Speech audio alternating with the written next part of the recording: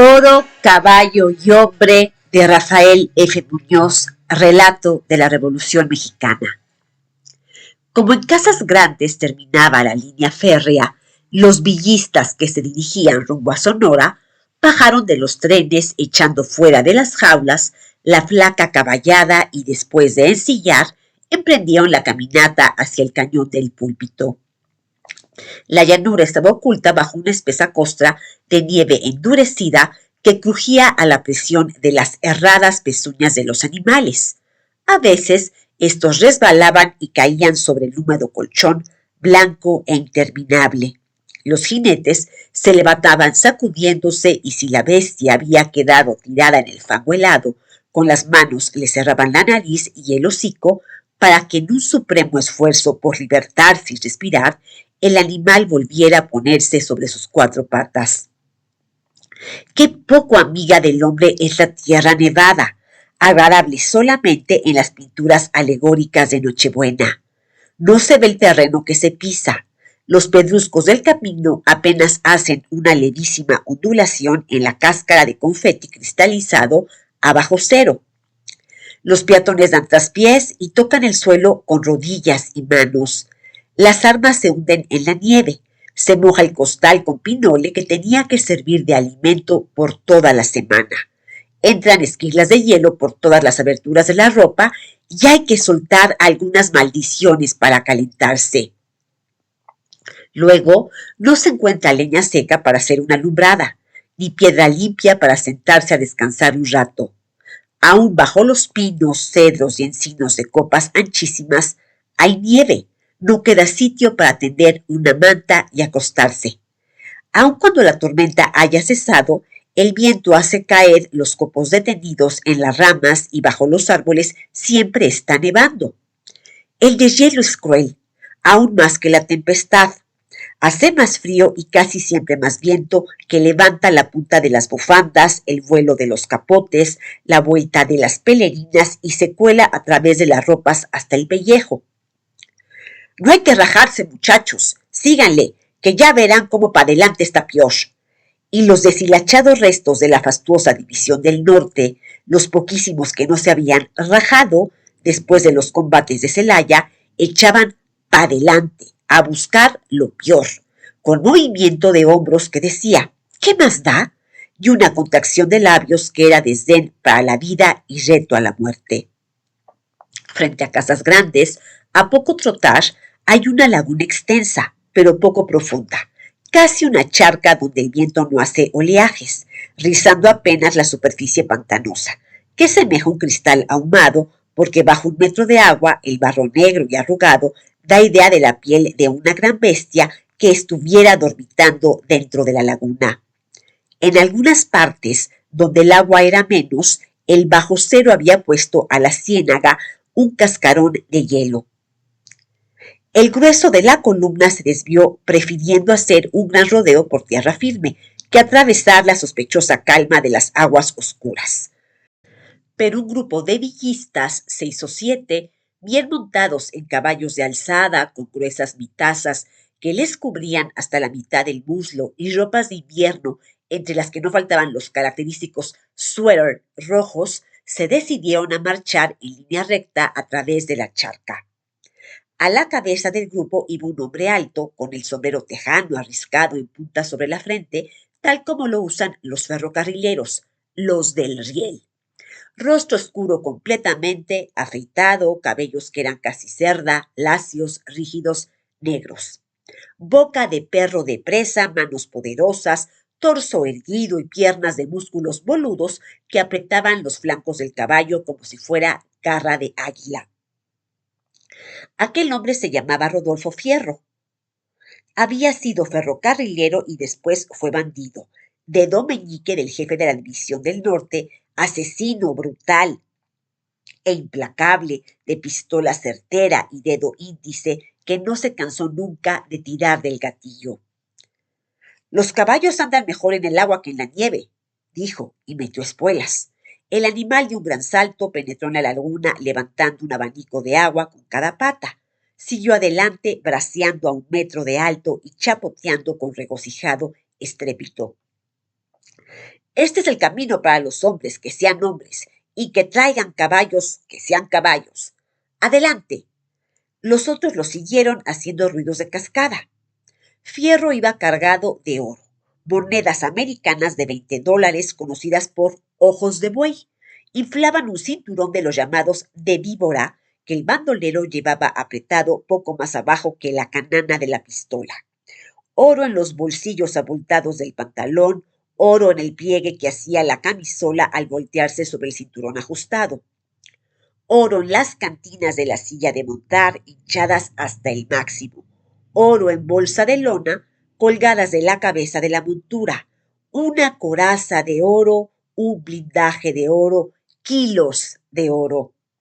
Cuando caminaba en tierra firme, el caballo parecía no sentir sobre su lomo al hombre enorme. Parecía no llevar encima aquel tremendo cargamento. Braceaba como un trotón inglés de paseo, levantando las pezuñas delanteras a la altura del pecho. Pero a 100 metros, a 150, a 200 metros de la orilla de la laguna, el caballo fuese fatigando de no encontrar tierra firme bajo sus cerraduras, de meter los cascos en un lodazal negro, espeso, congelado. Y aun cuando el nivel del agua no le llegaba al vientre, ya no sacaba las pezuñas al aire. Seguía caminando firme, pero lento, recto, pero fatigado, resoplando como una locomotora. De sus narices abiertas, dos grandes agujeros negros, salían chorros de un vaho espeso. Las orejas enhiestas parecían percibir una misteriosa señal de peligro que partiera de las aguas, agitadas en círculos concéntricos que iban borrándose en la distancia. Mi general, está el terreno muy pesado para los caballos, aventuró a decir uno de los acompañantes. Mejor es que nos devuélvanos y denos la vuelta por la orillita. ¡Qué devuélvanos, ni qué el demonio! Me canso de pasar ese tal por cual charco. El que tenga miedo, que se raje y dé media vuelta. No se vaya a dar un baño. Y dio otro apretón de pies en el vientre del caballo.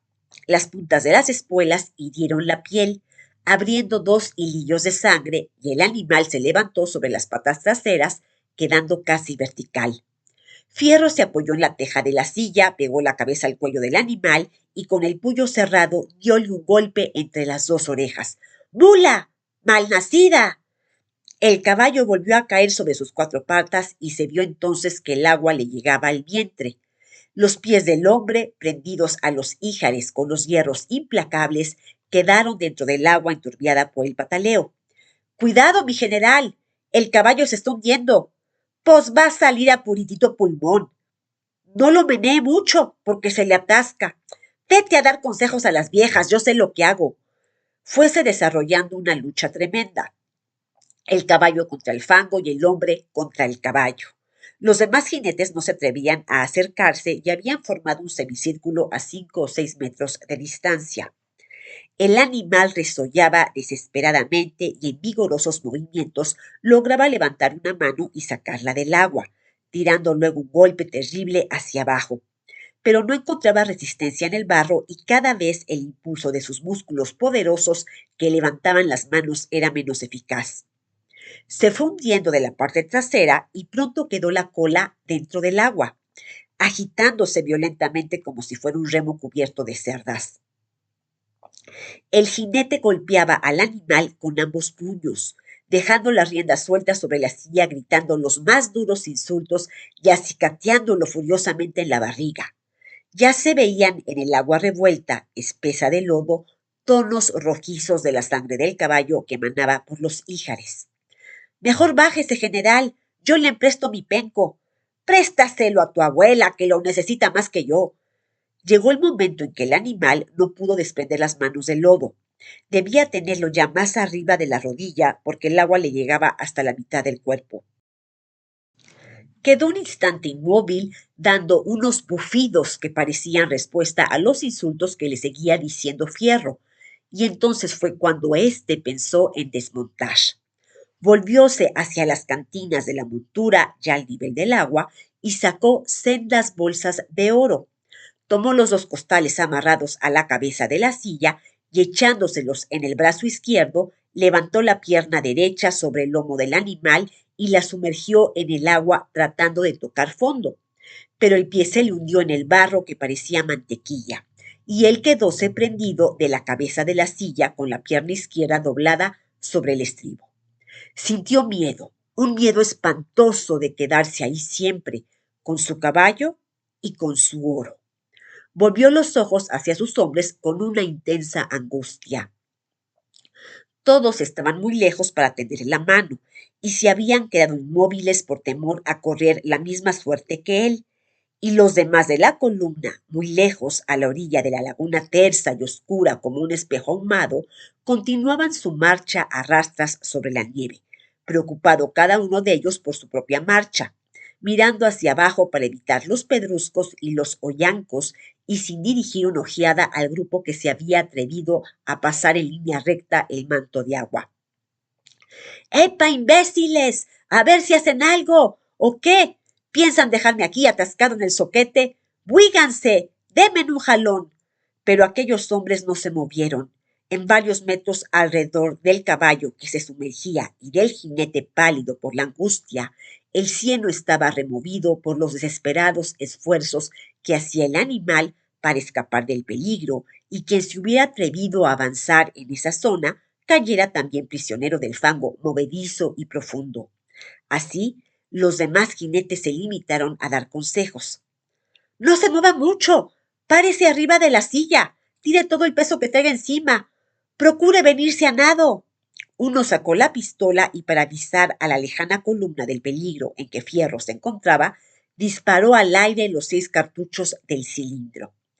Inmediatamente se vio que la tropa en marcha se detuvo y acercóse a la orilla de la laguna. Con sus prismáticos, los jefes vieron que un caballo estaba sumergiéndose en las aguas y que un hombre intentaba escapar de un trance de muerte. Varios jinetes trataron de ir al socorro y avanzaron sus caballos quebrando el hielo de la superficie, mas a poco andar vieron que también para ellos había peligro y se regresaron. En el centro de la charca el caballo seguía pataleando y agitándose en el barro. Pronto quedó la montura bajo las aguas y el animal no sacó ya sino el cuello y la cabeza mantenida en alto. Fierro estaba de rodillas sobre la silla, pálido, con los ojos desorbitados por el espanto. En el brazo izquierdo sostenía aún 4 bolsas repletas de oro. ¡Una riata! ¡Échenme una riata! Le doy una bolsa a cada uno que me ayude a salir. Algo por compasión y mucho por interés de la oferta, los villistas del grupo echaron mano de los lazos amarrados en sus monturas y comenzaron a agitarlos en grandes círculos sobre sus cabezas. El caballo acabó de sumergirse soplando un bufido que alborotó las aguas. Sus pulmones potentes todavía echaron un chorro de burbujas que reventaron en pompas de fango. El hombre había quedado en pie sobre la silla, sin sombrero, con los costales apretados al pecho, salpicado de lodo de arriba a abajo, pesadas las piernas por la costra que lo cubría hasta la cintura. ¡Pronto, pronto! El caballo ya se fue al diablo. Las riatas partieron simultáneamente con un uniforme silbido, pero fuera por mal cálculo o porque los lazadores tuvieron pocas ganas de verse envueltos en el peligro, todas quedaron cortas y Fierro, sin soltar el oro, intentó alcanzarlas alargando el brazo derecho. Este movimiento lo hizo perder el equilibrio y cayó en el agua. A poco emergió enteramente cubierto de lodo, agitando los brazos, ya libres del pesado cargamento. Su figura casi había perdido la apariencia humana. Quiso decir algo y medio ahogado por el cieno que le había penetrado en la boca, solo lanzó un alarido gutural como de un orangután en la selva. Instantes después comenzó a hundirse despacio. Bajó los brazos y quedó con la cabeza de fuera, nada más, gritando. Los villistas recogieron rápidamente sus riatas y volvieron a tirarlas, pero nuevamente quedaron cortas. Pronto la cabeza quedó a ras de agua y luego se hundió. Surgieron los brazos levantando la víbora hinchada de oro en una última oferta por la salvación. Luego, todo desapareció bajo las aguas que volvieron a quedar como un vidrio ahumado, sin oleaje apenas rizadas por el viento. Muy despacio, con toda clase de precauciones, los testigos de la tragedia fueron saliendo hacia la orilla. Un oficial japonés que iba entre los villistas Se devolvió a Casas Grandes para buscar una lancha y salir a bucear en la laguna en un intento para rescatar el cuerpo. La columna continuó su marcha en la nieve y al ponerse el sol acampó en un bosque. Tronchando ramas de pinos y cedros, los villistas medio barrieron la nieve en algunos trechos bajo los árboles más grandes y se acostaron a descansar. Lástima de Oro. Otros, lástima de Caballo. Y ninguno lamentó la desaparición del hombre.